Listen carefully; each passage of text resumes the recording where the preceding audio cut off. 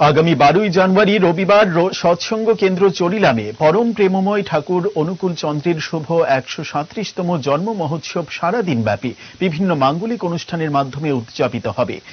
ওই দিনে উৎসব প্রাঙ্গণে সমবেত করার লক্ষ্যে শনিবার সকালে চরিলাম সৎসঙ্গ কেন্দ্রে আশ্রম কর্তৃপক্ষ এক সাংবাদিক সম্মেলন করে।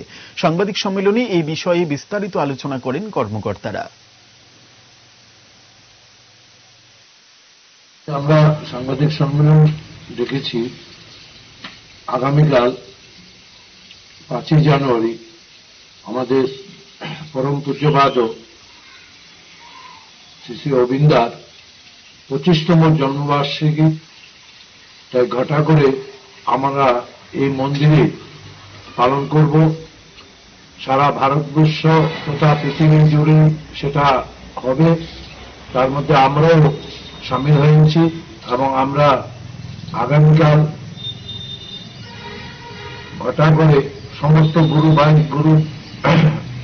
ভগিনীগণ ও অন্যান্য ভক্তবৃন্দের উপস্থিতিতে এই 25তম জন্মবার্ষিকী পালন করব।